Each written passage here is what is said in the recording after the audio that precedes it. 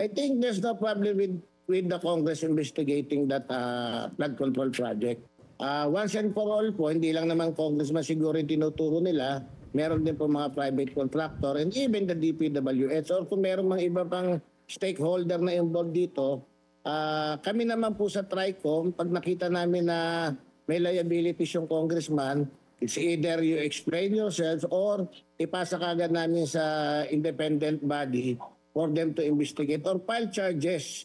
Ano po namin, ipasa po namin sa ombudsman of the proper authority. I still believe na ang Congress po ay hindi naman para mangunsinte sa ganyang mga pangyayari. You have to remember, ma'am, halos lahat ng tao nakatingin ngayon. At kung yan yung tatawagin natin parang lutong Macau, nakakayari po ang Congress niya. Kaya siguro po, hindi naman mangyayari yun sa TRICOM. Nagulat po ako. Tama rin yung term, nakakasuka, nakakadiri. At lalo na po yung na-discover ng Pangulo ng isang araw na merong ghost project. Yun po talaga ang, that is a mother of all scam. Sabi ko nga, it might be another na policy scandal. Sa mga nagtatanong, kaya ba ng TRICOM ipatawag ang kapwa congressman na sabihin po natin, posibleng involved or may questionable participation dito po sa mga flood control projects? At kaya niyo hubang tanungin ang kailangang mga tanungin? Opo naman. In the first place, mas madali nga silang tawagin kasi andun na sila mismo sa Kongreso. At yung TRICOM po, I can assure you, ma'am, and even the public, na wala itong kikilingan at magiging fair po yung investigation.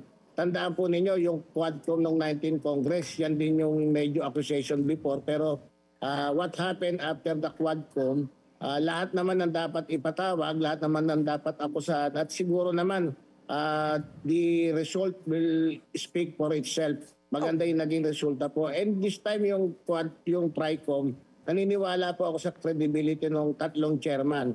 One is Congressman Terry Redon, si Congressman Joel Chua ng Good Government, at si Congressman Momo ng Public Works. So I believe na ano po to, tama lang na magsimula.